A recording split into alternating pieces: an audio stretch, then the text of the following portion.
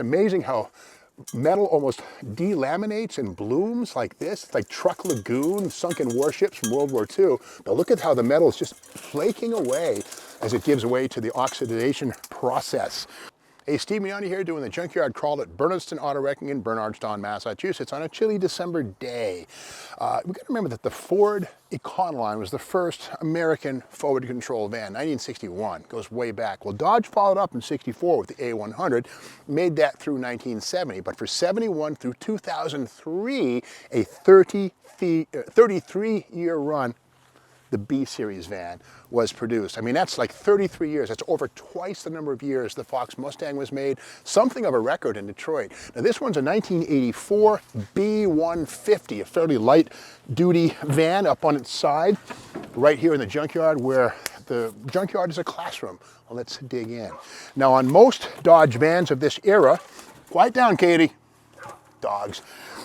If you look under the hood, you'll see most anything you want to know. This thing here is the equivalent of the SPID on a GMC or Chevy truck, but here we have it right here, and we see here power disc brakes, front, heavy duty front power, wheels, 4-speed, A833, we'll look at that in a second, 321 axle ratio, and the 8 1/4 Chrysler axle catalytic converter. Yeah, this is a 1984. Cats are going to be part of the picture. So interesting that's still here. These are often degraded by heat from the engine bay, but not here. Now there's that 318 motor right there on its side. Of course, the 318 arrived in 1967, excuse me, is the LA, an outgrowth of the 1964 273, and Chrysler used these engines for years and years. There was even a V6 version of this thing that arrived, I think, in 1987, 3.9 liters. Let's look around the bottom, and here it is. The 318, and again, yeah, 1987, Chrysler took two cylinders off the 318 and created a thing called the 3.9, and basically the same engine, except just shorter head, shorter intake, shorter crank, shorter block.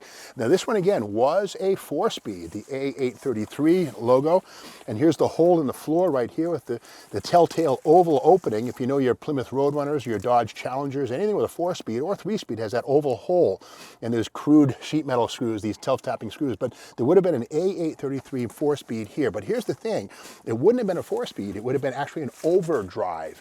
Starting in the late 70s, the Chrysler 4-speed became an overdrive to save fuel. So instead of a 1-to-1 fourth gear, it had a 0.76 overdrive gear, which basically turned the 331 gears in this thing to like a 280 gear to save fuel by spinning the engine slower. But the beauty of the overdrive 4-speed is the 309-to-1 first gear versus the 264 in a regular 4-speed. So the 309 gives you a better launch off the line. But somebody grabbed it from this one, and clearly it was torched out of here. We can see the snots from where it was just heat wrenched right out of here. Here's the S17 torch. Probably an aluminum case too. Now getting back to that catalytic converter, here's the muffler, here's the shield for the catalytic converter, but somewhere along the line it was sliced out of there, probably for the platinum or whatever heavy or exotic metals are inside of it. But again, one thing to keep in mind is that all Dodge vans were unit construction. What does that mean? Well, here's the frame, pretty beefy stuff, but it's welded to the floor. You can see right here, these things are welded together, whereas on Ford vans from 1975 onward, they truly were body on frame. Pretty heavy construction, but again, this is rugged enough. Just watch out for rust, which we have here. Now the front suspension on this thing, unlike the Ford twin I-beam, that sort of split beam axle, these are true independent front suspensions on these Dodge vans. The B series, that is. We can see the lower control arm, the cross member, the coil springs, and of course the cross steering. And of course the A series van, which ran 64 through 70, would have had a beam axle and leaf spring. So these were actually pretty much automotive, if you will. And we can see right here where the steering idler arm is attached to this bracket, which is welded to the frame. Looks a little spindly, but obviously it's still hanging in there. Likewise down here, the other idler arm is right there, sort of just hanging out in the air, but pretty beefy stuff. I mean, that's not coming off of there for sure. But the beauty of these things is the serviceability. Like the Ford Econoline of 1968 and a half, Dodge went to an opening hood for the 1971 model year, so you could access the engine and service things like transmission fluid, radiator coolant, instead of going inside the van, which was the rule with the A100 van of 1964 through 70. Now, getting back into the frame and the rust problem on these things, this one here has had a New England life for sure. You can see right here, just pretty severe flaking. It's amazing how metal almost delaminates and blooms like this. It's like Truck Lagoon, sunken warships from World War II. But look at how the metal is just flaking away as it gives way to the oxidation process. Now, the rear axle in this thing here is a mixed bag. The 8 3/4, which is a heavy-duty rear axle used in Roadrunners, Chargers, Challengers, Cudas, was used in Dodge vans up till 1974. 75, the little 8 1/4 came along. We saw that Chrysler-built logo on the sticker.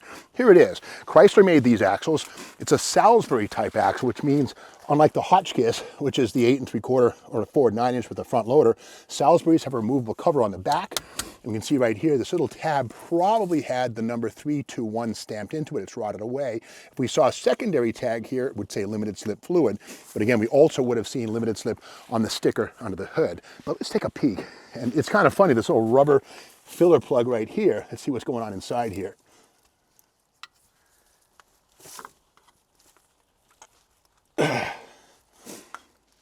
All right, got fluid in there?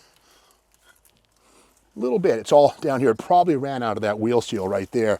But again, these are interesting little rubber plugs on these things that allow quick access versus the screw-in type seen on a lot of other axles. But again, the rust on this one, man, look at this. The delaminating. It's like a battleship. I always say it's like diving on the Titanic. There's no need to raise it to have fun. We can learn from this thing here. And look how the gas tank, this is the 22-gallon plastic gas tank that was once here, but the strap anchors rotted out and it fell right here. Now, getting back to the history of the Dodge van, here is the A100 family right here. Of course, A108, the long wheelbase. This one's a 68 catalog, but this is where it all started for Dodge vans. But for 33 model years, this B series was in production. This is a 1989 Dodge Commercial Vehicles catalog, and in here we have a lot of information. And we can see right there where the long tail Caravan, even school bus conversions, ambulance conversions, and all the specifications. But again, these were unit construction vans right here, no body on frame. That's something that only Ford did. But here's the thing.